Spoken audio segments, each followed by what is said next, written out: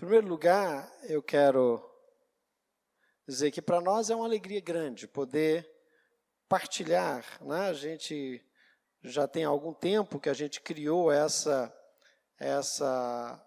esse momento especial, que é a quarta reflexiva, onde a gente trata de assuntos que não são aqueles assuntos normais que nós trataríamos em uma outra condição. E esse ano, 2025, nós temos aqui na igreja uma nova versão da Escola de Pais. Nós tivemos uma versão 2023, uma versão na Escola de Pais, especialmente para crianças aí na primeira, segunda infância.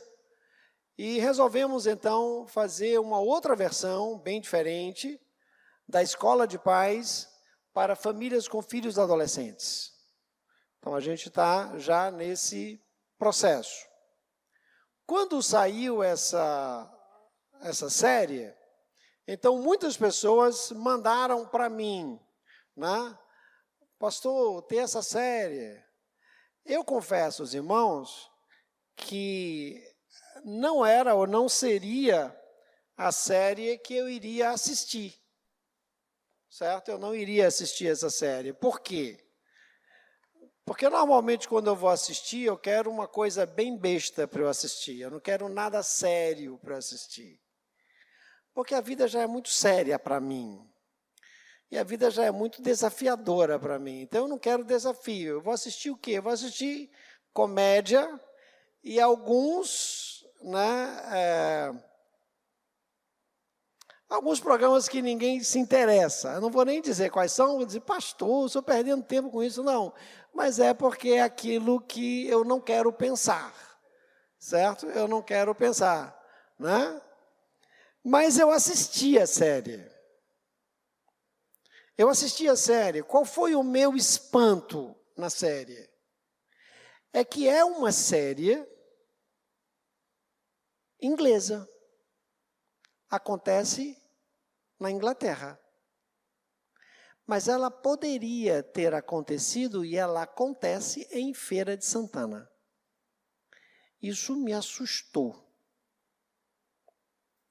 Me assustou, e eu vou chamar a atenção, e talvez eu nem fale do enredo da série, eu não vou nem falar sobre a série, mas aquilo que me chamou a atenção nessa série, certo?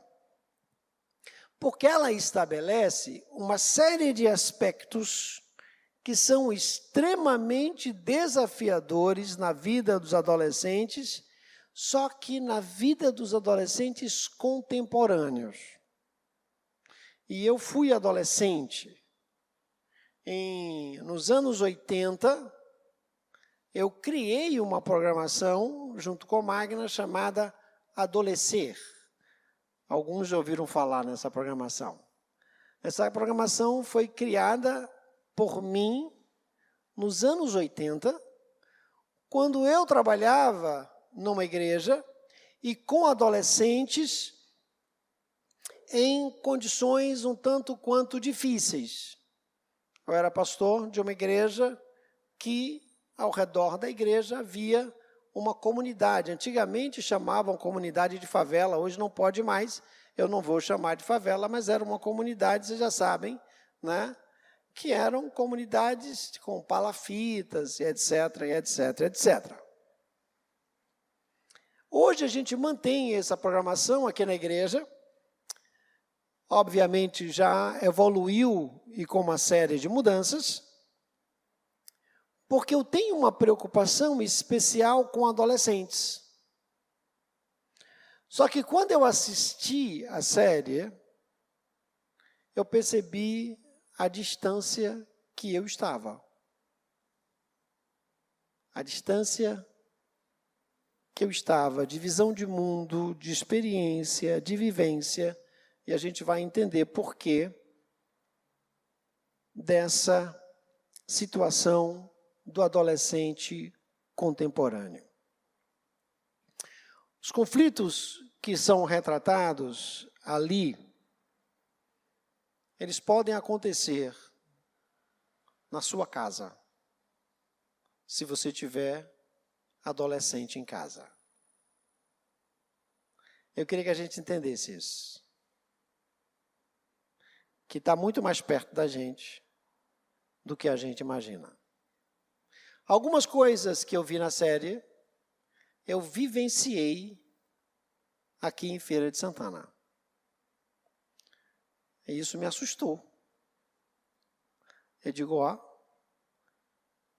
eu preparei isso aqui para falar mais especificamente para o curso de pais. E alguns dos temas que nós vamos abordar aqui, nós abordamos lá na escola de pais. Então vamos ver algumas coisas que eu acho que são importantes. Primeiro eu quero destacar a relação parental dos adolescentes. É claro que eu vou tentar chamar a atenção aquilo que está na série. Você pode dizer, não, comigo não é assim, na minha casa é tudo diferente, nada disso acontece na minha casa é tudo perfeito e maravilhoso. Tomara que seja. Mas o Miller também achava que era tudo perfeito e maravilhoso, tá? Só para a gente entender, o pai do menino, certo? Que talvez não seja nem a figura central do meu interesse primeiro aqui. Então, qual é a questão principal? Há uma desconexão geracional. Há uma desconexão geracional. Isso é completamente compreensível para nós que trabalhamos com psicologia. Por quê? Porque a minha geração, eu sou dos anos 60, modelo 62, todo original, certo? Uma geração era 50 anos. Isso era uma geração. A geração foi reduzindo, virou 30 anos. Com o advento da tecnologia, a gente fala de geração hoje em 5 anos. Então, se você tem um filho de 5 anos e você tem um bebê, você vai ter 2 gerações diferentes. Por quê? Porque o avanço tecnológico e o avanço cultural se tornou tão intenso e tão grande que a velocidade do distanciamento geracional ficou muito maior. Então vamos pensar aqui, especialmente num personagem que eu achei no início da série que seria o personagem principal, que é o policial. E quem assistiu percebeu a distância dele do filho, que é o Adam. Há um abismo enorme comunicativo das gerações. Isso é interessante, porque quem tenta fazer a aproximação é o filho, não é o pai. Isso é muito comum. Isso é mais comum do que os irmãos imaginam.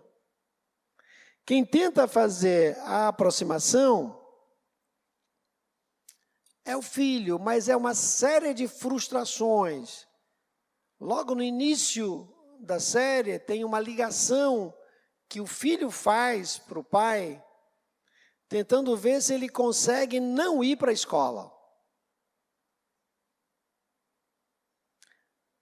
E o pai percebe que ele está querendo se sair do negócio e está achando ou procurando uma desculpa para isso, mas que a mãe não vai deixar. Só que aí ele não pergunta ao filho, por que que você não quer ir para a escola? Ele não faz a perguntinha mágica. Não se estabelece nenhuma comunicação entre ele e o filho. Há uma frustração comunicacional enorme. Por isso que de vez em quando você ouve dos adolescentes, claro que vocês não ouvem isso, né? Às vezes eu ouço em outros lugares, você não me entende. Alguém já ouviu isso em casa? Você não me entende. Essa é a sensação realmente deles, não serem entendidos. Porque não falam a mesma língua, falam línguas diferentes. Certo? E esse é um exercício, um esforço grande. Só que normalmente a gente não quer fazer esse esforço. Esse esforço não é tão fácil de ser feito. Segundo aspecto é o impacto. É o impacto que as escolhas dos pais fazem na vida dos seus filhos. E isso também me chamou a atenção. A escolha profissional, a escolha de carreira, a escolha de lugar de residência, isso impacta enormemente na vida dos filhos. Eu me lembro quando eu cheguei em Feira de Santana, 1999, minha filha era adolescente. E ela disse assim, eu não vou fazer amizade com ninguém mais.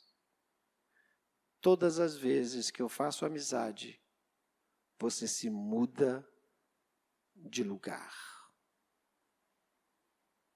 A cada 3 anos, no máximo, eu mudava de lugar.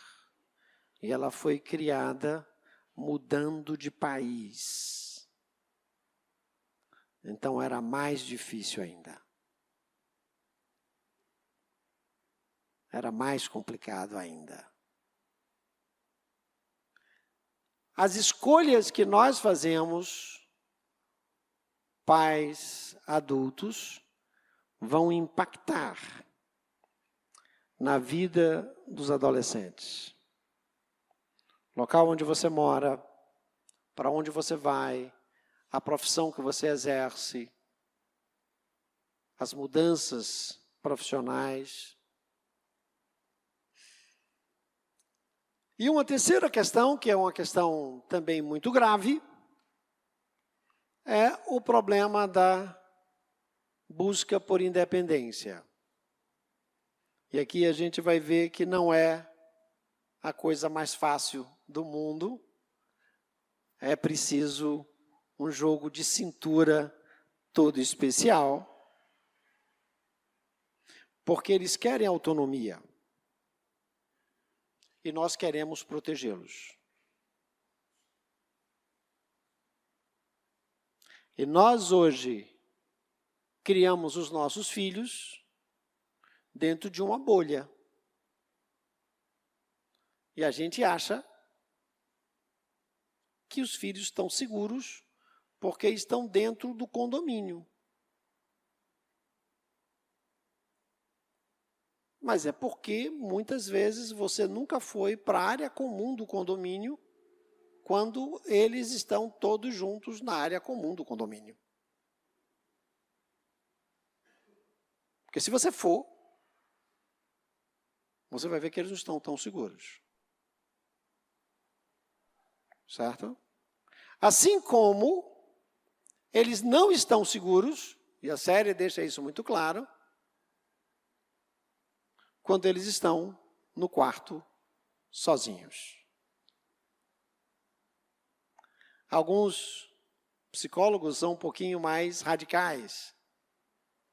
Eles dizem assim: se seu filho pedisse para ir para uma festa, onde tem vários traficantes conhecidos, vários pedófilos conhecidos, vários abusadores conhecidos, vários usuários de drogas conhecidos, ele diz assim: eu quero ir para a festa. Você ia deixar ele ir? Bem possivelmente não. Mas você deixa ele na internet e ele tem linguagem tecnológica suficiente para ir para Dark Web, Deep Web, que alguns de vocês nem sabem o que é isso. E nem sabem como chega. Certo? Mas eles sabem como chega. Porque eles têm a linguagem tecnológica suficiente para isso. Eles têm todos os símbolos dentro de um Instagram altamente inocente que pode conduzi-los para todos esses lugares. Portanto, a gente tem problema geracional, temos o problema do impacto da nossa vida e temos o problema da busca de independência. E a velha frase: pai, você não está entendendo. E realmente não está entendendo. O que a gente tem de problema direto que afeta nosso dia a dia? É o problema da autoridade. Se você olhar na série, há um desrespeito constante à autoridade. E isso hoje é o comum na vivência dos nossos adolescentes, dos nossos filhos. É o desrespeito à autoridade. E começando pelos professores e diretores de escolas. Certo? É um desafio constante. É um desafio constante a disciplina escolar. E quem mais desrespeita essa autoridade são os pais. São os pais. Por quê? Porque se o filho tira nota baixa, ele vai lá bater boca com o professor. Em vez dele chamar o filho, como antigamente era, dizer assim: você tirou nota baixa por quê? Você estava fazendo o quê que não estudou? Por que você estava com sono na aula? O que foi? Não. Vai discutir com o professor a forma da avaliação que não foi adequada ao filho dele, porque ele sabe, você que não soube perguntar.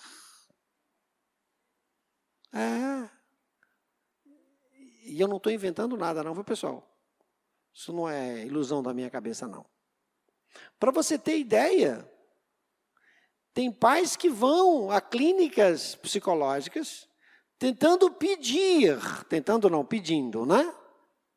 Aos psicólogos um atestado de TEA ou de TDAH para poder facilitar e ter uma deferência melhor nos processos avaliativos da escola. Eu sei que vocês não conhecem nenhum desses, eu conheço, porque já me procuraram também. Entendeu? Mas aí eu dou aquela resposta: eu não avalio crianças, só avalio adolescentes e adultos. Então eu não posso fazer essa avaliação. Encaminho você para uma outra pessoa que possa fazer a avaliação. Perceba a que ponto nós chegamos. E aí o que é que eu faço? Eu discuto com o professor o método avaliativo dele, mas não discuto com o meu filho os processos de aprendizagem. Método de estudo, processo de aprendizagem, horário de dormir e etc. Eu não de escudo.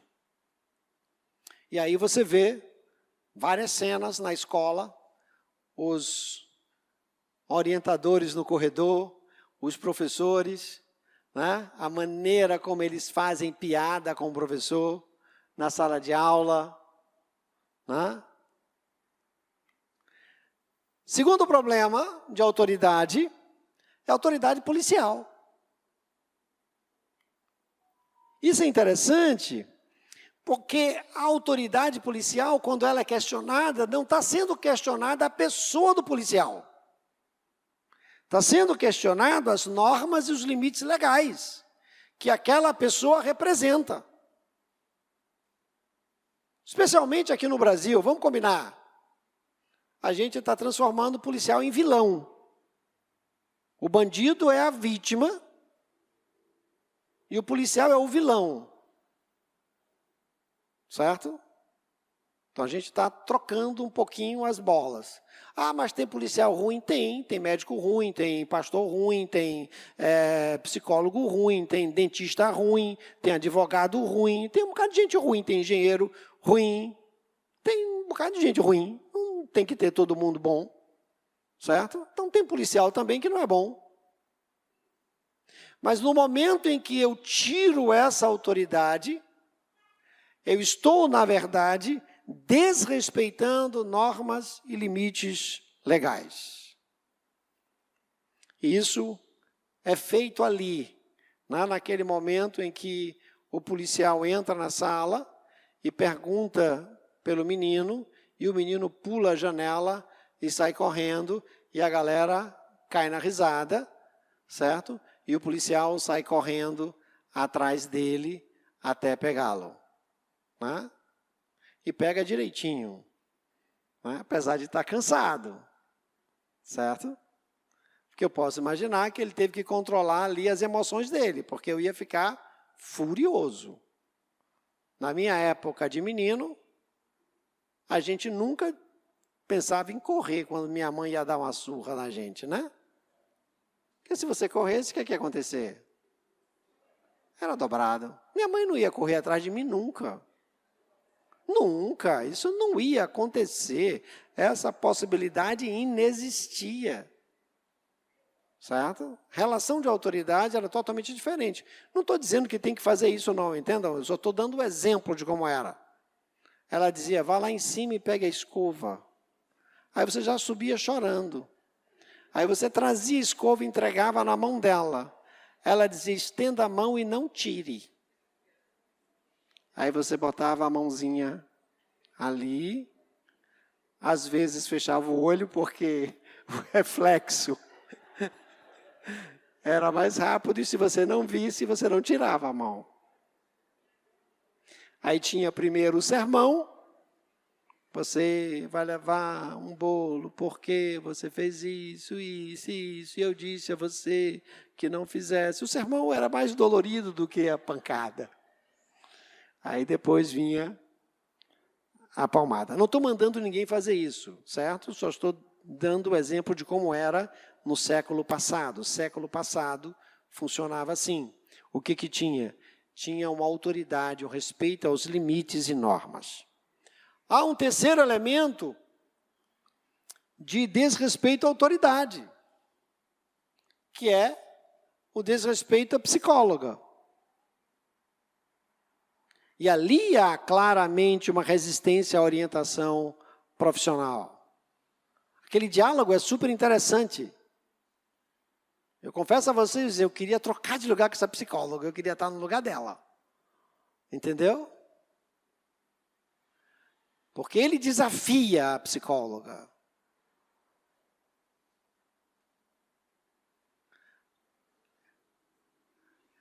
E ele não percebe que diante dele tem uma outra pessoa. E essa outra pessoa tem todos os processos emocionais que ele tem.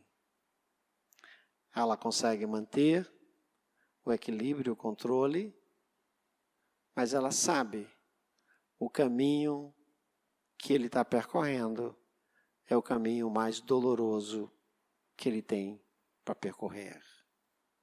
E aí eu dou sempre o mesmo exemplo. Você escolhe pular do 10º andar embaixo ou não. O que você não escolhe é o que você vai quebrar se você pular. Entenderam isso? Nossos adolescentes, eles escolhem o que vão fazer. Eles não conseguem e não podem escolher as consequências depois de terem feito. Então, há hoje um desrespeito às autoridades de maneira generalizada. Autoridade escolar, autoridade que é orientativa, autoridade policial, delimitação de normas e leis, a autoridade da psicóloga, a orientação profissional.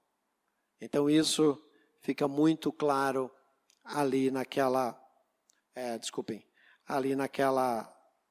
série, certo?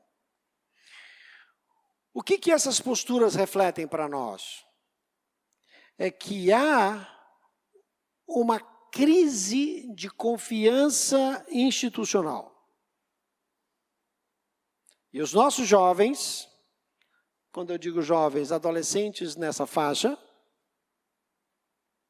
eles questionam as estruturas tradicionais, talvez como nunca foram questionadas. O problema é que se você tirar essas estruturas, a casa cai. E o que está acontecendo é, a gente está tirando as estruturas. Hoje na Europa, a gente fala de cultura pós-cristã. Ou seja, o cristianismo é passé. O cristianismo já foi. A gente já está, na compreensão deles, lá na frente. O cristianismo está lá atrás no desenvolvimento. Só que quando você tira as estruturas, a laje cai. E quando a laje cai, quem estiver embaixo vai ser esmagado. É assim que funciona.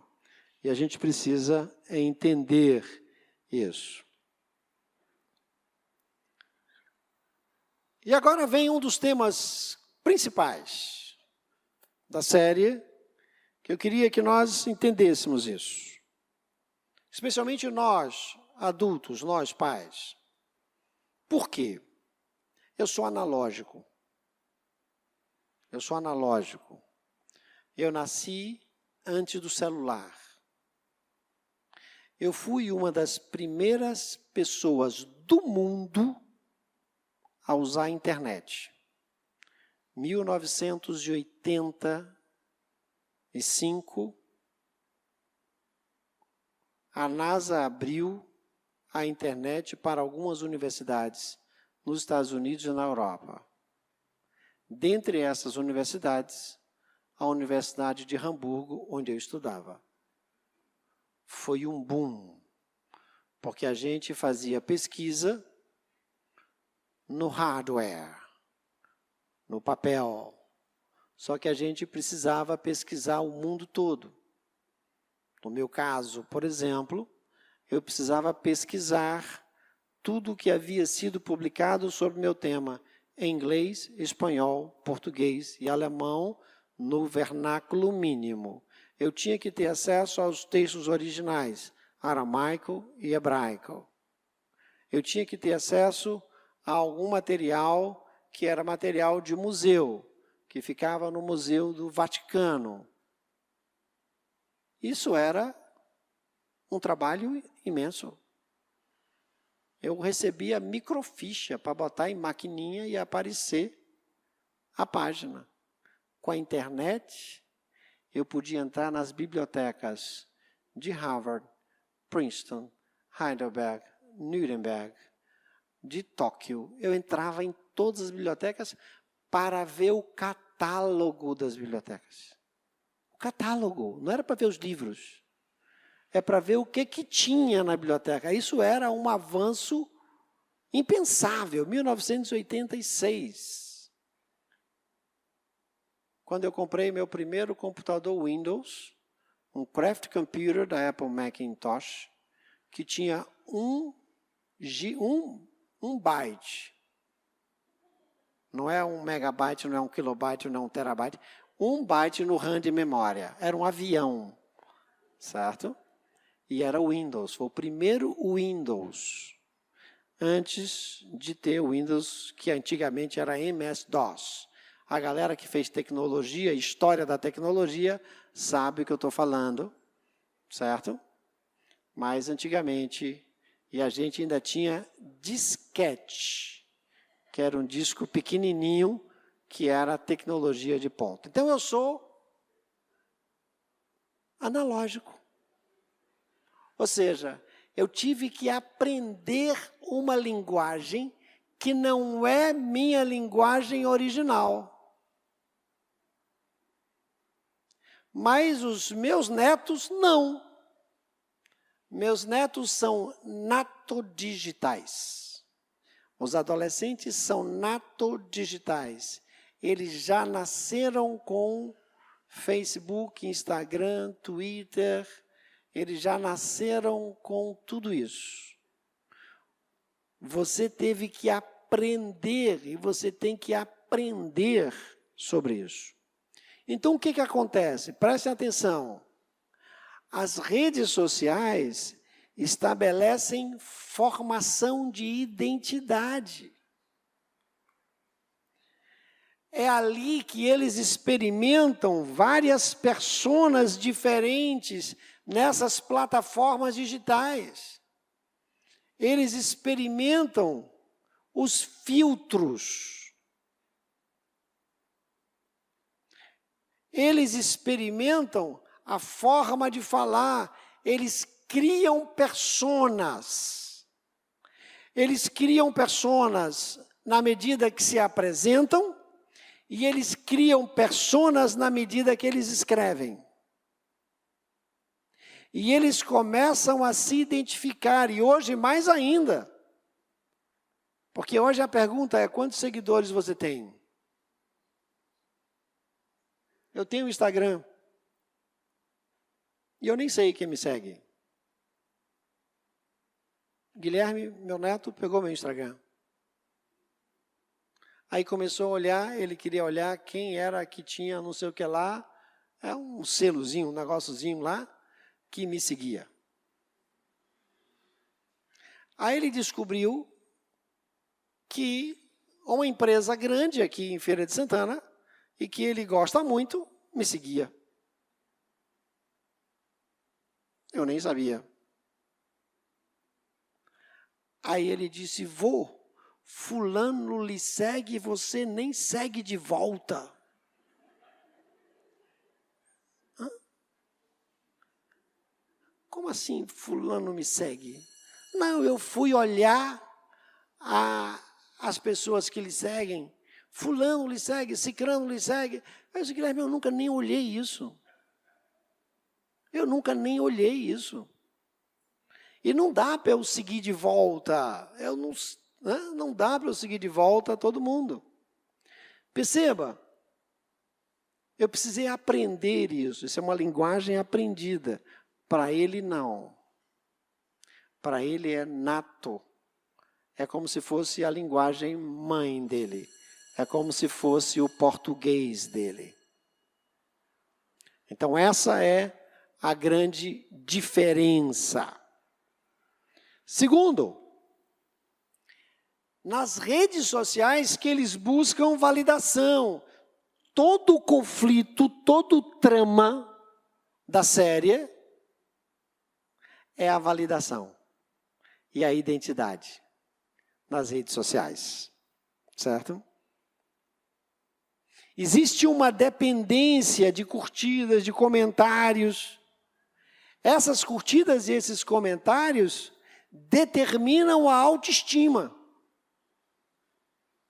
Há alguns anos atrás, eu atendi uma adolescente que a classe dela decidiu que ninguém ia curtir nada que ela postasse.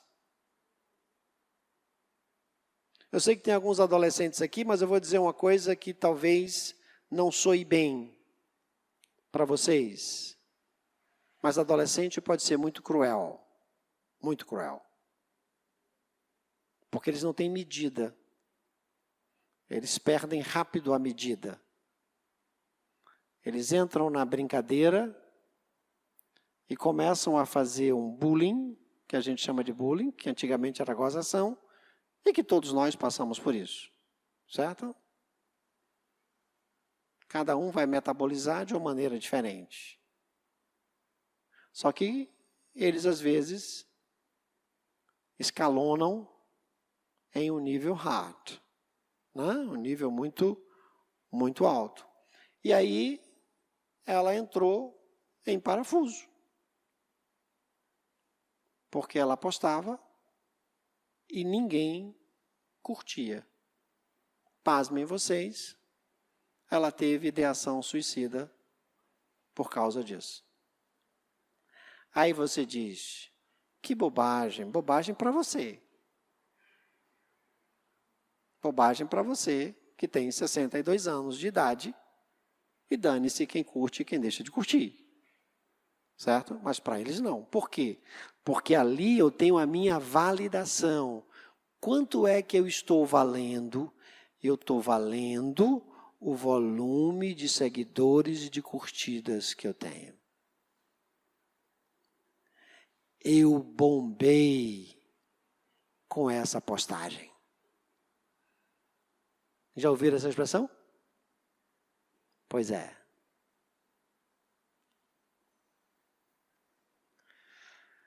Outro problema grave que é a comparação social. Porque a gente vai ter um confronto contínuo com vidas aparentemente perfeitas, certo? Agora o pessoal está começando a postar situação de depressão e está bombando também, né? Aí eu boto lá a minha depressão, aí todo mundo curte a minha depressão. Aí eu estou botando, mas normalmente não, a gente posta o quê? A viagem que você fez, certo? A flor que você ganhou, a festa que você foi, a paisagem bonita que você viu, né? Você não posta o boleto que você não pagou, certo? Ah, eu vou postar aqui um boleto que eu não paguei, né? Você não posta isso. Só que o que acontece é que você tem a comparação social. Minha colega foi para tal lugar assim, assim, assim, e eu não fui.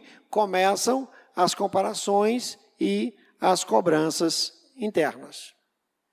E, por fim, conteúdos nocivos. Deixa eu dizer para vocês de novo. Há facilidade enorme em informações potencialmente prejudiciais.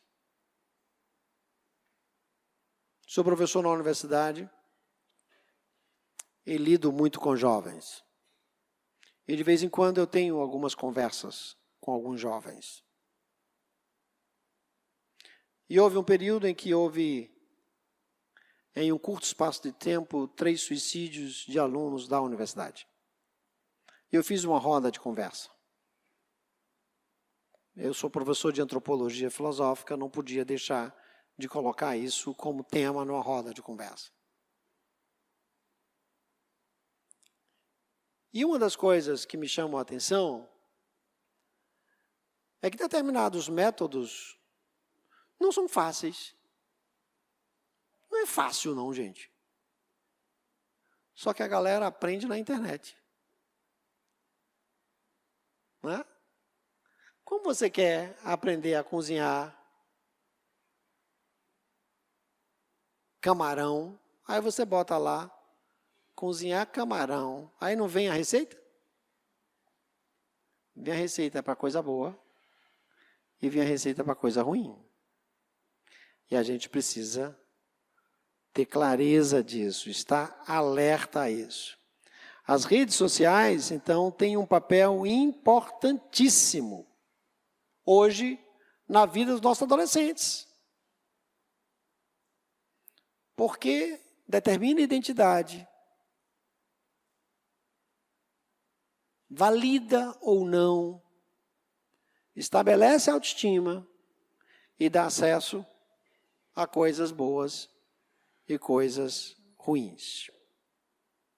E aqui a gente entra num outro problema que a gente tem e que não é um problema simples, que é o significado dos emojis para os adolescentes.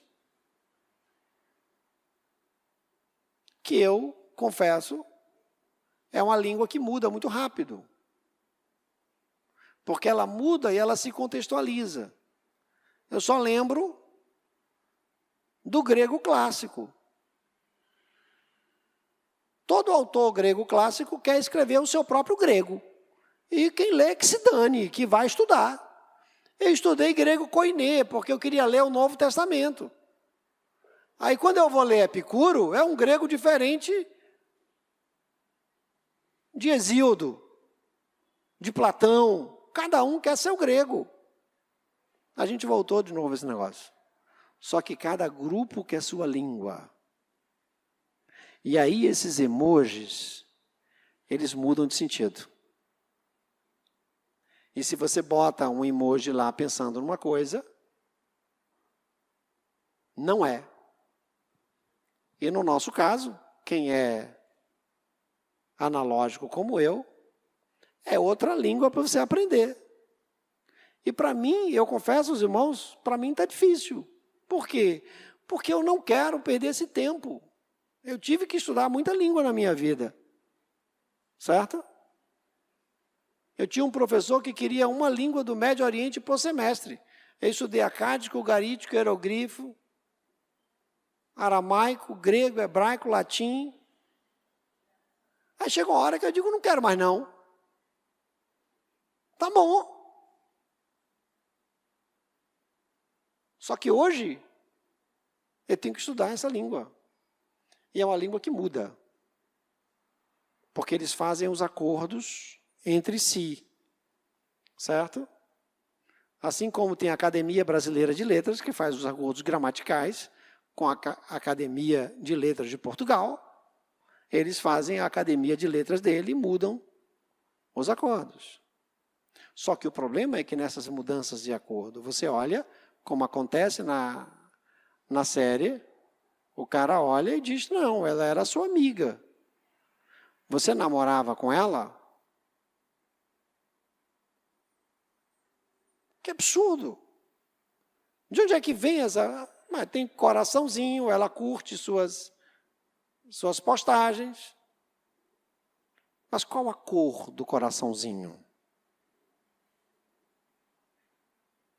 Qual a cor do comprimidinho? E qual a posição do comprimidinho? Isso é hieroglifo, gente. Isso é retornar para a época dos faraós, né? Para você conseguir ler os hieroglifos. Percebe? Eles constituem uma linguagem altamente sofisticada. E aqueles símbolos que aparentemente são inocentes, eles têm significados ocultos extremamente complexos. E eles conversam entre si, na frente dos pais, e os pais não sabem o que eles estão falando. Eu não disse nada, olha aqui meu celular, você não fala russo, está escrito em russo, você não vai entender. Todo mundo comigo, pessoal? Isso é importante a gente entender. Porque isso não acontece somente na Inglaterra. Isso acontece em Feira de Santana também. Certo? Então é importante que a gente tenha essa clareza. Lembrando que para eles essa linguagem é intuitiva.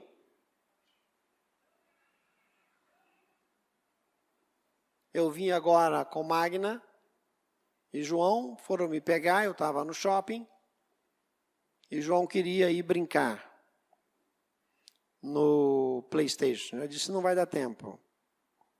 Vamos exercitar a frustração e você não vai brincar. Terminou de comer o sorvete dele, eu fui comer para poder vir para cá,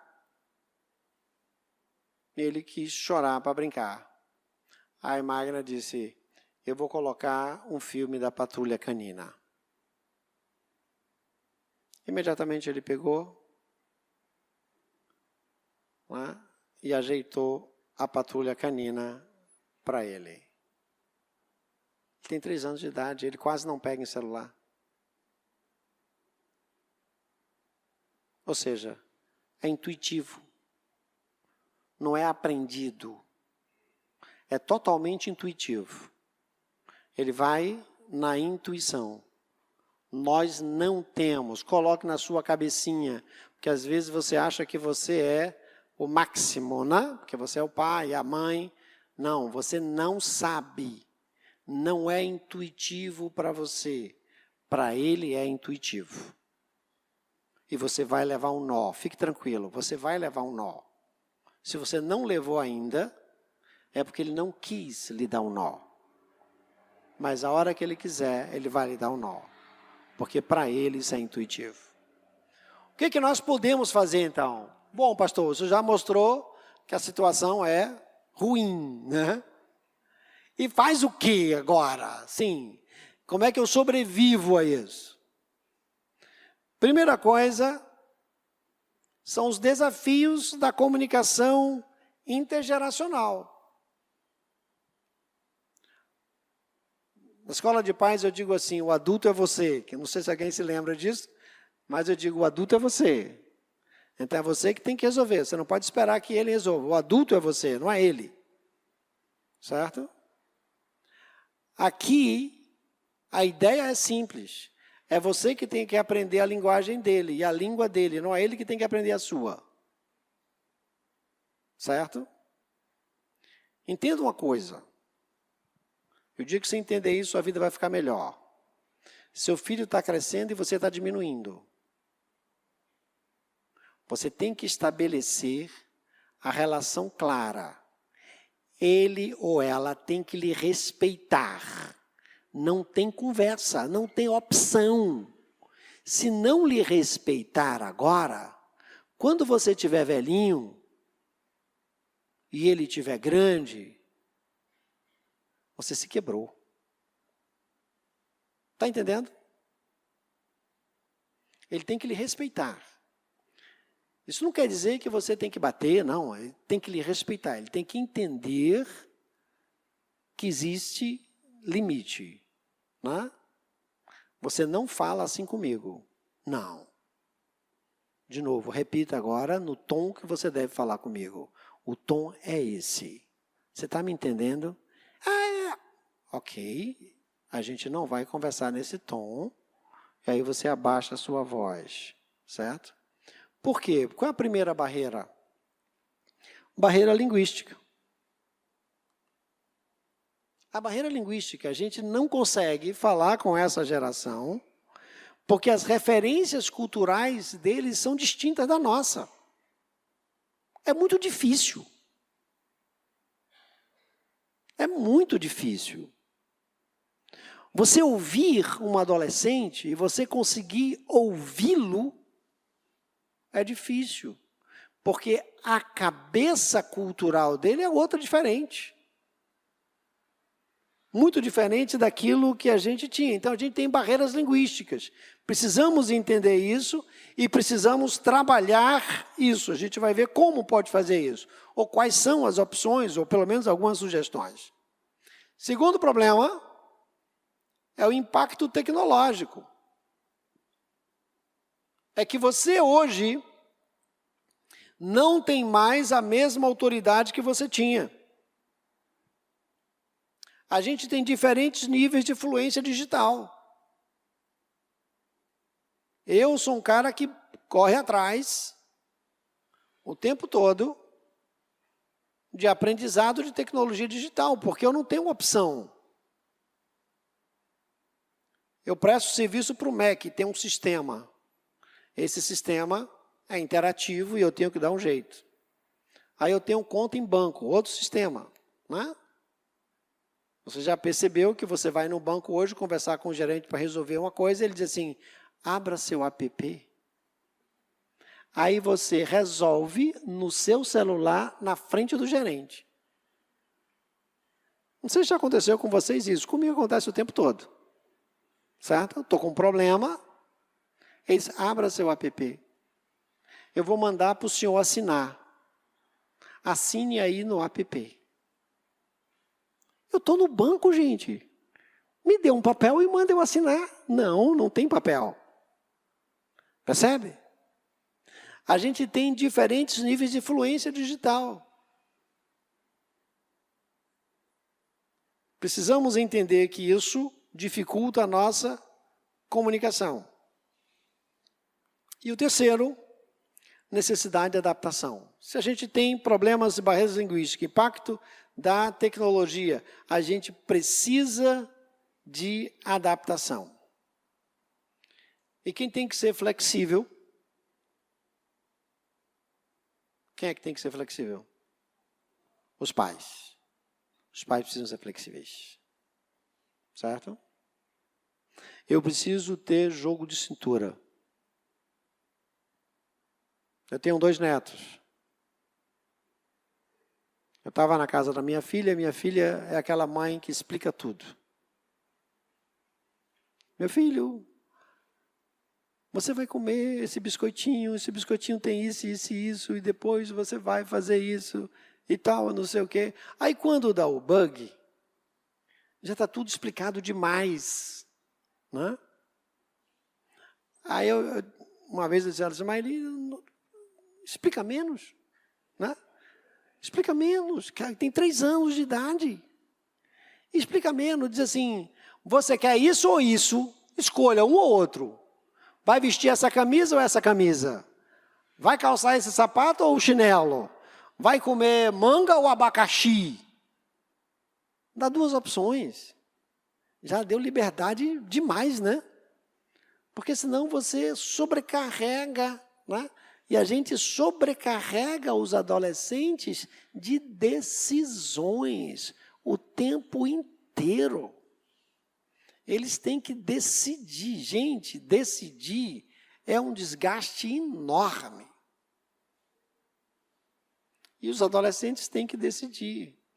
Então, você precisa ter flexibilidade nessa comunicação, para que você possa ver até onde você consegue ir. Qual é a condição hoje dos nossos jovens? Qual é a vulnerabilidade efetiva dos nossos jovens? E aqui é pesquisa. Então, obviamente, você deve estar na parte boa da pesquisa, né? Obviamente, você não está na parte ruim da pesquisa. Mas 70% dos nossos jovens, eles relatam problemas de ansiedade por aceitação em função da pressão social. Eles precisam ser aceitos. Perceba que esse é o grande problema da escola lá. Como é que eu vou ser aceito? Eram 3 que eram excluídos. Meus 2 filhos estudaram em escola nos Estados Unidos. Myron, quando foi, não falava inglês. Mas tinha que ir para a escola, era obrigatório, tinha que ir para a escola. Em uma vez, um certo dia, na fila do almoço, eles iam para a escola cerca de 8, 9 horas e voltavam 17 horas. Uma menina esfaqueou um menino na fila do almoço. Certo? Lá, vai preso, algemado, não interessa se você tem 5 anos ou 20 anos. Não? Para você ver isso, é meio complicado. Você tem que ter grupo, você tem que ser aceito. A gente não tem, talvez aqui no Brasil, ou pelo menos nas escolas mais comuns de Feira de Santana, talvez não tenha isso diretamente. Mas Maeli estudava em outra escola. Myron era o Junior High E Maeli era do Senior High. Segundo grau, lá. E certo dia ela estava comendo na cafeteria, no restaurante da escola, e sentou na janela, que era uma parte de uma parede toda de vidro. De repente, passou um menino pela janela, jogado do terceiro andar embaixo.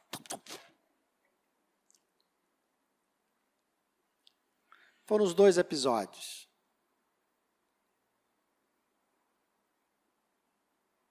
Bem-vindo à realidade. Certo? O que acontece? Para se proteger, eles precisam de ter grupo na escola. Eles precisam de ser aceitos na escola. E não ser aceito gera ansiedade. E às vezes eles se sacrificam extremamente para serem aceitos. Outro problema é que o tempo online hoje dos nossos filhos e jovens é em média 6 horas por dia. Essa é a média de uso diário das redes sociais por parte dos nossos jovens. 6 horas. Em 1976, eu entrei no Banco do Brasil. A carga horária era 6 horas. A gente trabalhava 6 horas por dia no Banco do Brasil, de segunda a sexta. Quando trabalhava 8 horas, ganhava 2 horas extra. Mas a carga horária era 6 horas. Esse é o tempo médio que seu filho está nas redes sociais. Você pode ver isso? Pode. É só você pegar o celular dele e olhar lá o uso que você vai ver, certo? O tempo médio. Agora, qual o problema nessa conta? O problema nessa conta está aqui, ó. É que só 43%, ou seja, 57%, não considera ter apoio emocional adequado em casa. Em outras palavras, eu não posso confiar. Eu não posso confiar na minha mãe, eu não posso confiar no meu pai. Certo? E tem muitos anos, quem me conhece já ouviu eu dizer isso muitas vezes. Você tem que estar do lado do seu filho, não interessa o que aconteça. Você tem que estar perto para juntar os cacos depois que quebrar, se quebrar. Você não pode abandonar o barco. Ele tem que saber que ele pode contar com você, aconteça o que aconteça. Esse é o grande problema na série. Porque o Jeff não podia contar com o pai. Tem uma hora que ele conta para a psicóloga que o pai levava ele para jogar futebol e ele não gostava. E quando ele errava, o que é que o pai fazia? Alguém lembra? Virava o rosto para não ver. O pai conta essa mesma história para a esposa, que ele ficava com vergonha e não conseguia olhar no filho.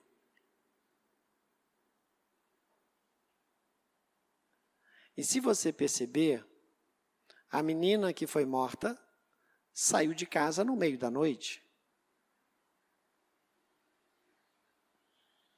Seu filho vai sair de casa no meio da noite e você não vai saber para onde ele foi? Jeff também sai de casa no meio da noite. E ninguém nem sabe que ele saiu. Não sabe para onde ele foi. Não sabe que ele saiu. Eu conheci um casal que no meio da madrugada recebe um telefonema dizendo que o filho sofreu um acidente na 324. E a mãe disse, não, ele está dormindo no quarto. Não é que ela não sabia para onde ele tinha ido. Ela não sabia que ele tinha saído. Consegue entender isso?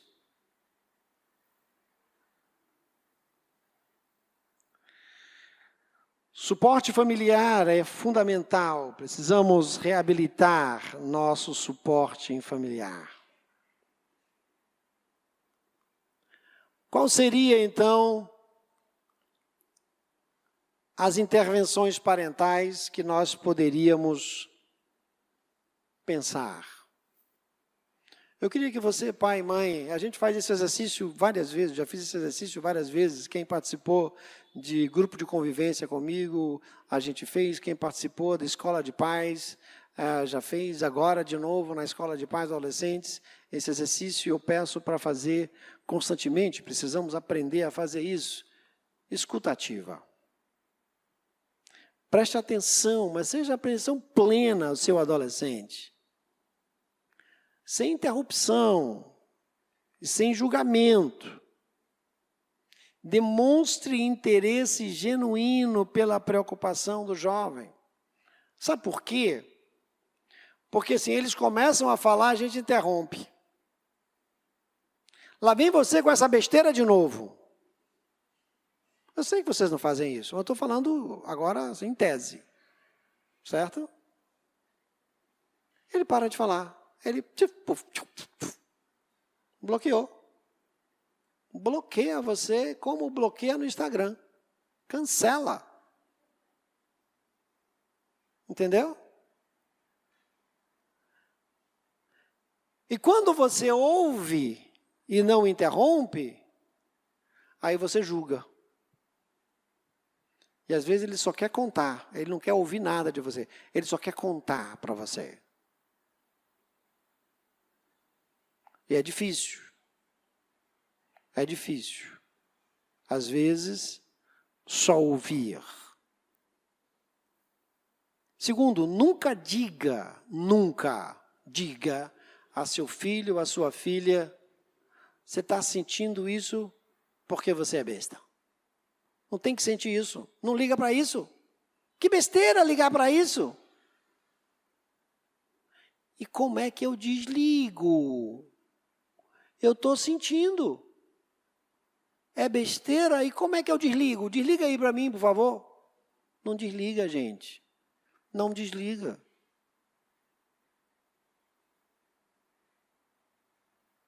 A gente tem que entender isso. Primeiro, seu filho vai falar, pare, olhe.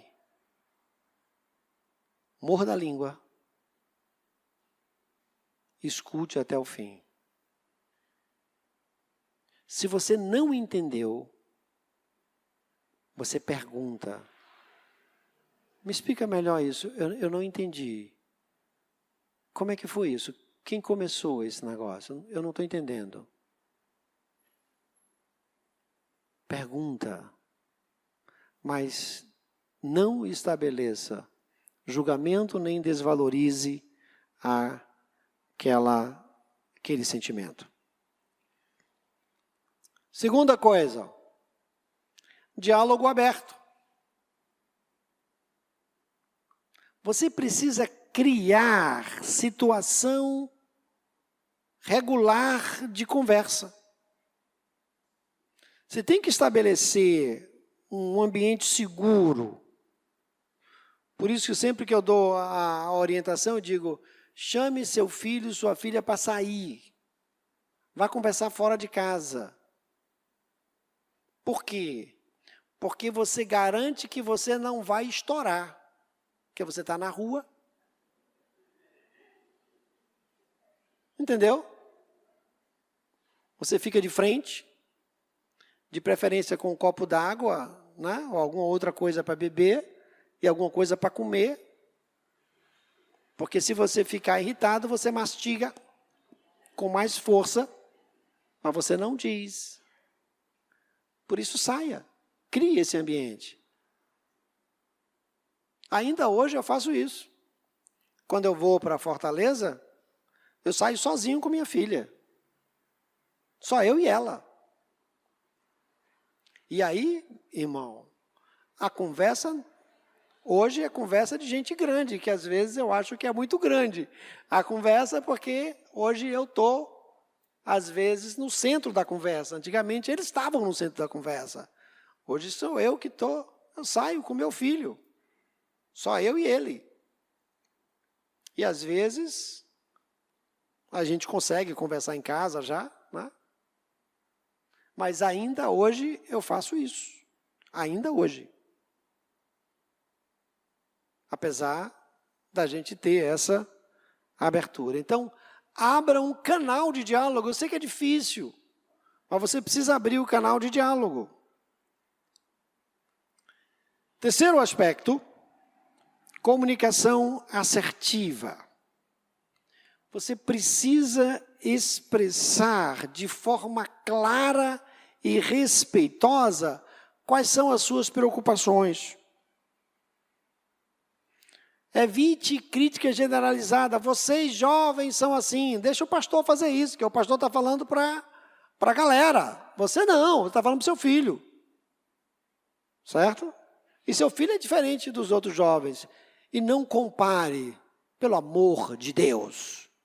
Não compare seu filho com o filho de ninguém. Nem compare seu filho com irmão nenhum. Compare com ele mesmo. Como é que compara com ele mesmo? Me diga uma coisa, o ano passado, você tirava nota tão boa em história, por que esse ano você está com notas ruins? O que aconteceu? Ah, o professor é um chato. Eu não gosto do professor. E toda vez que eu não gosto do professor, eu tiro nota baixa. E toda vez que eu gosto do professor, eu tiro nota alta. Não interessa se é matemática, se é história, se é português, se é inglês, não interessa. Gostei do professor, nota alta. Não gostei, nota baixa. Certo? Você vai comparar ele com ele. Aí você vai perguntar para ele, sim, você não gosta do professor, por isso está tirando nota baixa? Mas aí você vai desgostar dele 2 vezes. Se você não gosta dele, só para fazer raiva, tire nota alta. É mesmo. Vou tirar nota alta só para fazer raiva para ele. Eu vou tirar 10 na próxima? E aí o professor vai ficar morrendo de raiva, porque eu vou tirar 10 toda prova agora. Vou fechar a prova, porque eu não gosto dele. Consegue entender isso? Eu sei que alguns adolescentes estão entendendo o que eu estou dizendo. Eles fingem que não entendem, mas eles entendem. Porque é assim que funciona. Certo? Porque o aprendizado ele é emocional. Eu posso usar esse aprendizado, essa emoção, mesmo que seja uma emoção aparentemente negativa, para reforçar o meu aprendizado. A comunicação tem que ser assertiva. Você tem que ter preocupação de verdade com o problema de seu filho. Porque para você é bobagem, para ele não é. Então evite comparar ele com fulano. O filho de fulano já terminou faculdade e você está ainda no 3º ano de medicina, você está atrasado, que futuro você vai ter na sua vida estudando medicina? Vocês estão pensando que eu estou inventando, né? Não, não estou inventando, não. Isso foi um pai que me disse isso. Ele disse, inventou de ser médico. Disse também, inventou de ser professor. Pior que ele disse para mim, né? Ele disse, imagine, ele largou a empresa para ser professor, foi fazer o doutorado na Espanha, não consegue nem se pagar, eu estou mandando dinheiro para a Espanha para ele estudar. Agora, que futuro tem um professor?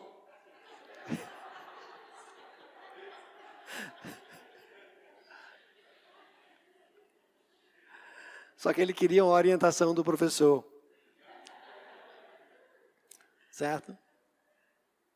Não é, ele pegou o filho dele de 18 anos, mandou ir na empresa e pedir para o gerente administrativo, o diretor administrativo, dar folha de pagamento. Perceba, veja o que é que um pai faz. A intenção dele é boa, mas foi um desastre para a vida do menino, que largou tudo agora. Ele mandou pegar, assim, pegue qual é o maior salário. Meu pai, fica chato, eu sou estagiário na empresa, eu vou lá pedir a folha de pagamento, é chato isso. Não, diga que foi eu que pedi, que eu que mandei. Ele é o dono da empresa. Aí o cara mandou. Aí ele disse, abra aí a folha de pagamento. Quem é que mais recebe? Ô, meu pai, quem mais recebe é o diretor-geral. Recebe quanto? 30 mil. Você acha que você consegue viver com 30 mil? Você acha que seu padrão de vida se paga com 30 mil? É isso que você quer para a sua vida? Ser empregado? Sabe o que o menino fez?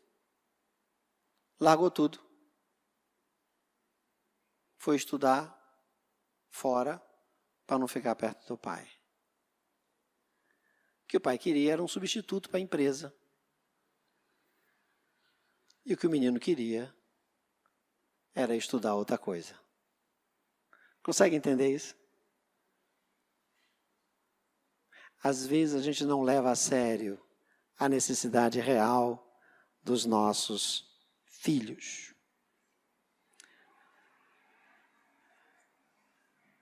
Ainda nas intervenções parentais, essa parte os adolescentes vão ficar zangados comigo, mas a gente trabalha isso também na escola de pais. Primeiro, regras claras. Regras claras.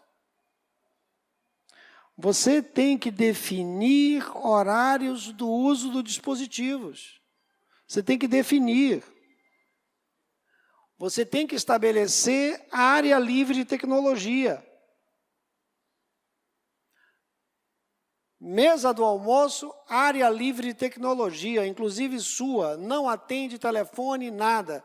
Todo mundo coloca primeiro os celulares na outra mesa, na outra sala, todo mundo vem sem celular, não pega celular durante o almoço.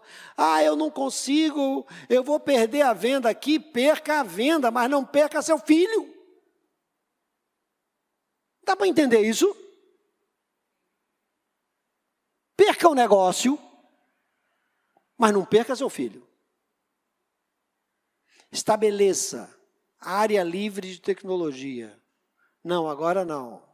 Lá em casa tem uns momentozinhos que são livres de tecnologia. Almoço, por exemplo, tecnicamente eu não uso celular. Não sei que seja uma ligação de Maeli, mas ela só vai ligar se acontecer alguma coisa, senão ela vai esperar o almoço para depois me ligar. Fora disso, não. A não ser que eu esteja almoçando na rua, sozinho. Certo? Mas eu preciso definir horários específicos e acordar consequências se for violado. Vai ter que pagar multa. Certo?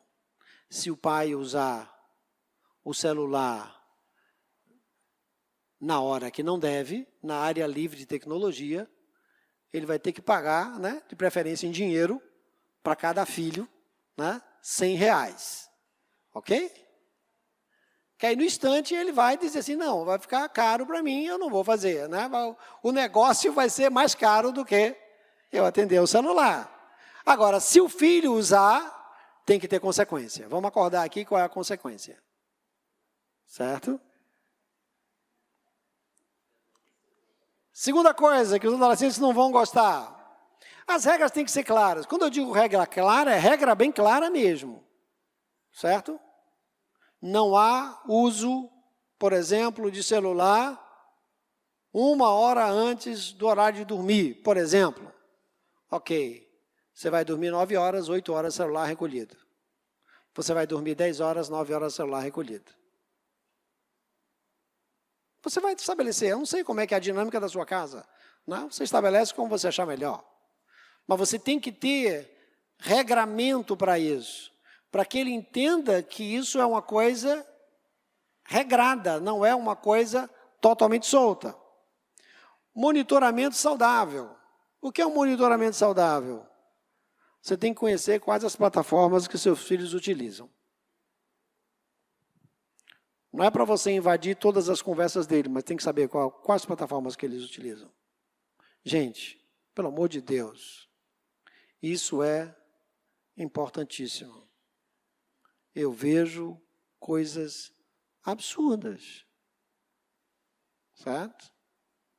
Os acessos a sites pornográficos é difundido mais do que você imagina. E alguns são malandros. Por que eu digo que são malandros?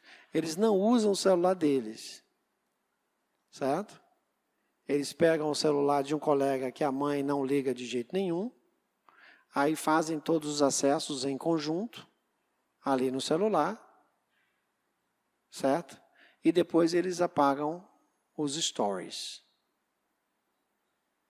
E você não ficou sem saber, certo?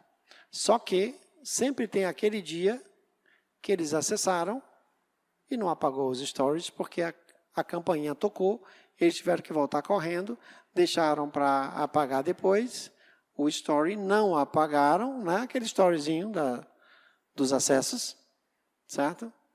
E aí você vai olhar o que foi acessado, certo? Isso é monitoramento saudável. Verifique a privacidade e segurança das contas. Existe um appzinho que você controla o celular do seu filho. Você desliga do seu celular. Não sei o que lá, Family. Eu esqueci o nome. Eu tinha esse para o celular de Guilherme, nunca usei, nunca abri, mas eu tinha. E tinha autorização de bloquear o celular. Né? Aí ele dizia assim, liga para minha mãe desbloquear meu celular, que ela bloqueou e esqueceu de desbloquear. Ok, fulaninho, desbloqueia aí o celular de Guilherme. Adianta? Ajuda. Né? Ajuda. Mas respeitando o espaço pessoal do adolescente. Ele está paquerando a menina, ele está paquerando o menino e não quer que você saiba. Vai contar para o pastor e vai dizer para o pastor não contar para você. E o pastor não vai contar para você que ele está paquerando, que ela está paquerando. Não vai contar.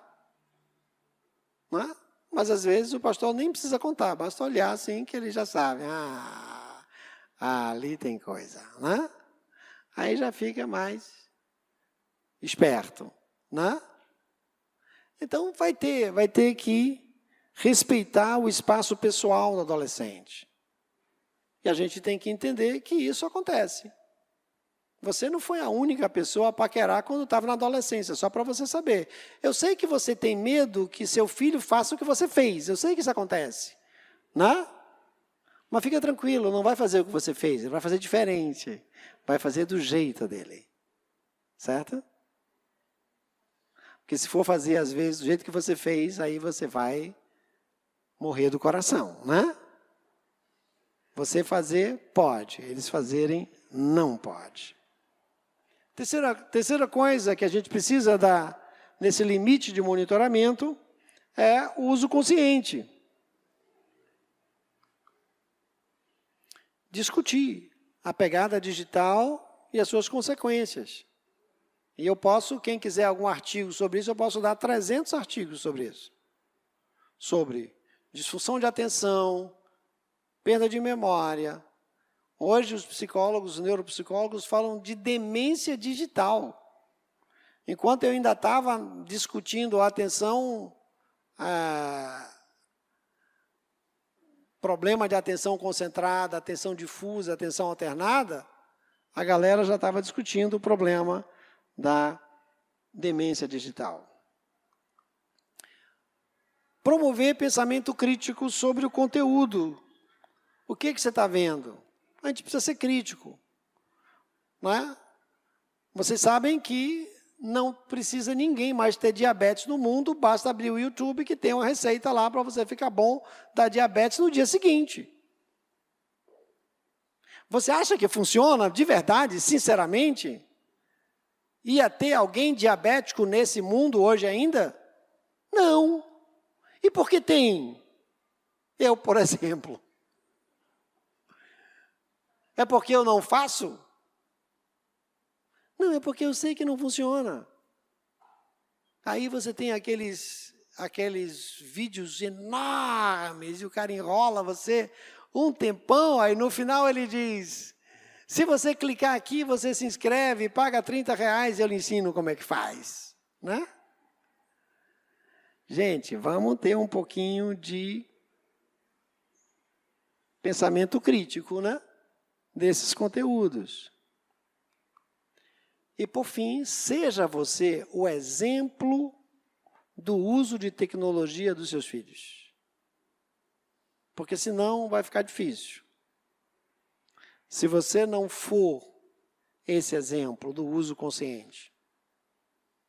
Eu, por exemplo, talvez seja a maioria de vocês, tudo que eu faço pelo celular hoje. Dificilmente, né? Assim, banco, por exemplo, já era, tudo no celular. Não faço nem no computador. Certo? Então, já é um problema. Os sistemas que eu acesso, a maioria tem app no celular. Aí eu essa semana, recebi um telefonema do MEC. Aí eu disse, mas eu tô na rua agora, estou no trânsito. Ele disse, professor, o senhor pode acessar pelo celular. Faça assim, assim, assim, assim. Eu digo, tá bom, eu vou parar aqui e vou. Parei para acessar pelo celular para resolver um problema. Então, você for parar para pensar, você recebe 300 recados, né? Você que trabalha com comunicação. É muita coisa realmente, eu entendo. Mas você vai ter que ser exemplo para os seus filhos. Vamos concluir, porque vocês já estão cansados. Vamos concluir. Precisamos construir pontes. Primeira coisa é empatia mútua. Compreender a experiência adolescente atual. Reconheça que são desafios específicos de uma geração digital, da qual, se você tem aí mais de 40 anos, você não é. Certo? E se você, como eu, tem mais de 60, a sua distância é maior ainda. Então, você vai ter que criar pontes. Então, estabeleçam empatia mútua, entenda, eles não vão entender a sua cabeça. Eles não vão entender a sua cabeça. Eu fui levar João para a escola e eu vou contando história para ele não dormir.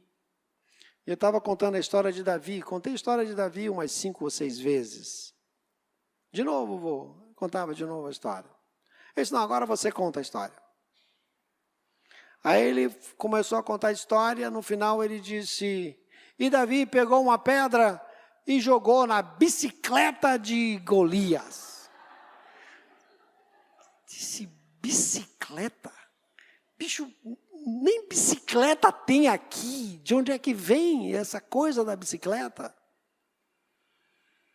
Na verdade, ele cansou da história. Porque ele mandou eu repetir 5 vezes, ele cansou da história. Ele queria mudar a história. É claro que isso é caricato, mas os adolescentes fazem exatamente isso. Eles querem mudar a história. Se você pegar e mandar eles contarem uma história que você contou para eles, eles vão mudar a história, eles vão atualizar a história. A gente vê isso quando eles encenam aqui alguma coisa. Né? Quem já viu os adolescentes encenando aqui alguma coisa, algum texto da Bíblia, você vê que muda a história. Eu lembro que havia uma dança chamada break, não sei quem lembra dessa dança que tinha break. Né? E aí eles encenaram a multiplicação dos pães em break. Então, Jesus chega dançando break, né? Pega os pães. Eles vão mudando a história. A gente precisa ter empatia com isso. Segundo, adaptação contínua. Nós vamos precisar evoluir nas nossas abordagens. A nossa rigidez impede conexões genuínas com nossos filhos. Eu chamei a atenção na escola de pais. Convide e pergunte para onde ele quer ir. Pergunte. Certo? Certamente você vai para um lugar que você não queria ir. Você preferiria outra coisa. Mas é o lugar onde quer ir. A tentativa de você estabelecer uma flexibilidade. Terceiro, fortalecimento familiar. Precisamos de vínculos mais fortes. Vínculos mais fortes. Porque a gente precisa suportar as pressões externas. E esse apoio familiar, ele é fundamental para a saúde mental dos nossos adolescentes. Veja, se você perceber, quando o menino precisa de um acompanhante, ele pede quem? Ele pede o pai. Aí, por que você pediu seu pai? Porque meu pai não me julga. E todo o tempo ele disse, não fui eu. Não fui eu. Eu acho que ainda vai ter desdobramentos aí nessa série, que eles vão ainda mudar todo o roteiro da série. Né? Não fui eu. Não fui eu. Mas quando o pai vê o vídeo, se vocês lembram da cena, o que é que o pai faz? Ele vira para o outro lado. E naquele momento, se você olhar, tem um desespero ali. Porque na cabeça dele é, agora eu fiquei sozinho. Aí quando o pai volta, o pai pergunta, por que você fez isso? E aí ele não consegue mais, ele abraça o filho e ele chora com o filho. Aquele abraço deu a ele a força que ele precisava para enfrentar a segunda etapa. E aí ele enfrenta a segunda etapa, mantém o discurso até o dia do aniversário do pai, que ele diz que vai mudar o depoimento dele. Perceba, seu filho tem que confiar em você. Eu não sei qual a estratégia que você vai usar. Eu usava uma estratégia que eu não aconselho ninguém a usar. Mas eu precisava ser cúmplice deles. Aí eu ia na geladeira, pegava uma garrafa de Coca-Cola, 3 copos, entrava no quarto, trancava a porta e dizia, psh.